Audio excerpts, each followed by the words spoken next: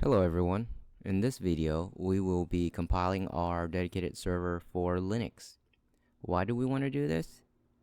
Well, the short answer is that Linux is cheaper. Eventually, we will want to host our dedicated game server somewhere on the internet so that our players can connect to it. While it's perfectly fine to host a Windows server, you'll find that most cloud services and server hosting providers offer a Linux server with the same computing power for less money. So the first thing we want to do is install WSL, which is Windows Subsystem for Linux.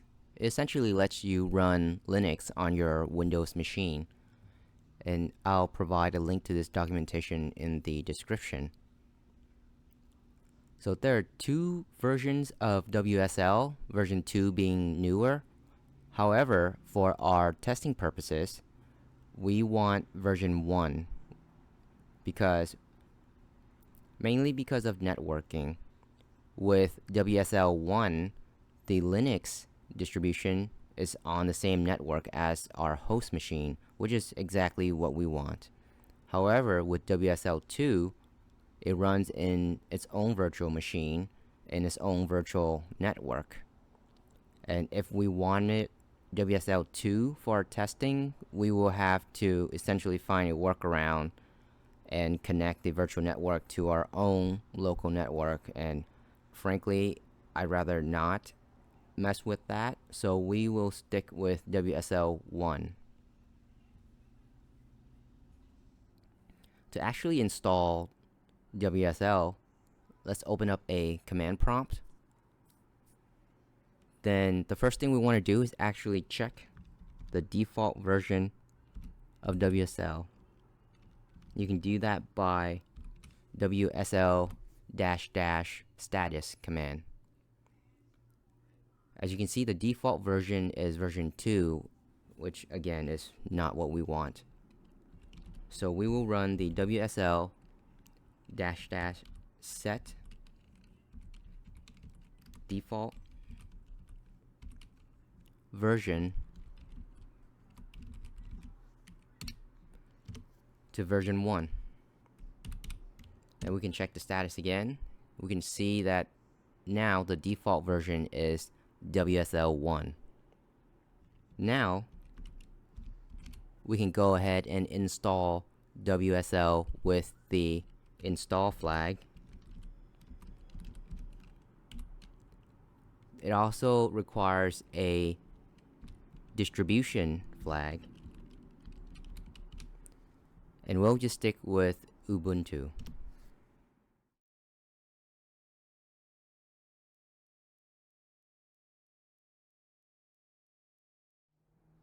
Once Ubuntu is finished installing, go ahead and create a new username.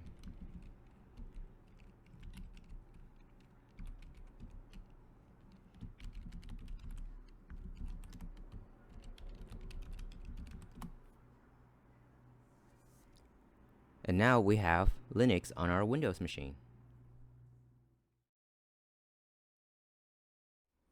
Now we're ready to install the cross-compile toolchain. And I'll provide a link to this in the description as well. Here you can see why we want to cross-compile besides the reasons I've already mentioned. If you go down to version history for UE 5.2, the cross-compile toolchain is version 21. Go ahead, download, and double-click on that executable to install the toolchain.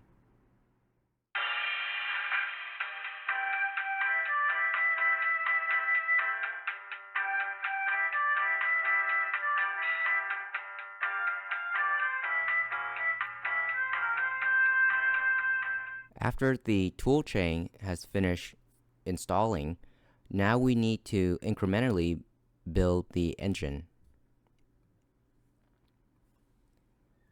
So navigate to your engine source folder, open up the UE5 solution file.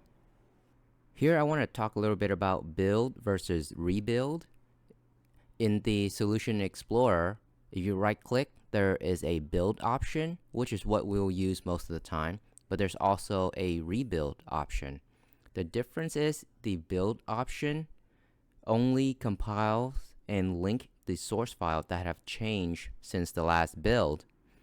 The rebuild option will delete all previous artifacts and recompiles your project from scratch. What we want to do most of the time is just incrementally build the engine. Otherwise, you have to build it from scratch and sit, for another 3 hours, and we don't want that.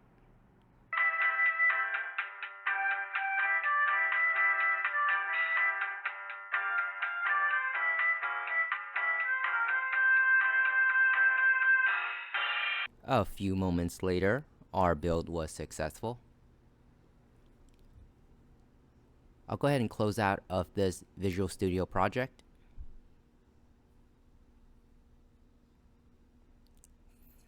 And open up our third-person sample project in the editor. So now, when you click on the platforms drop-down, you should see Linux as an option, and you should have the same build targets for Windows. If you don't see this, you might have to regenerate your project files and incrementally build the engine once again. But for now, with the third-person server build target selected, binary configuration as development, we'll go ahead and package our Linux dedicated server. I'll select the same build folder.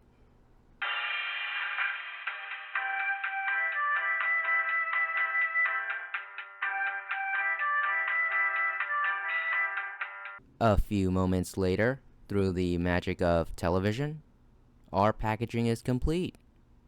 Next, we can launch our Linux dedicated server using WSL and attempt to connect with our Windows client. So navigate to the Linux server where that binary was just created. Click on the Windows Explorer address bar. Type in WSL to open up Ubuntu in the current directory. And the command to start your server is simply // then your project name with the server suffix .sh.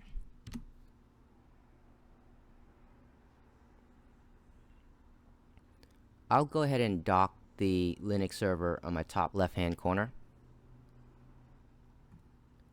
Now I'll navigate to my client build, Windows client build, and in the Explorer address bar, I'll type in cmd to open a command prompt in the current directory. Now, if you recall, the command to start the Windows client is simply the project name with the client suffix, and we'll also want to add the windowed flag.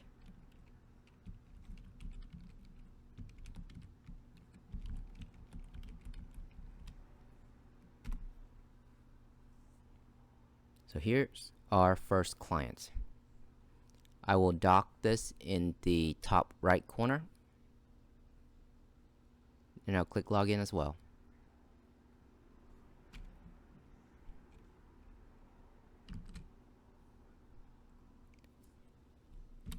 Now rerun that command to open up a second client,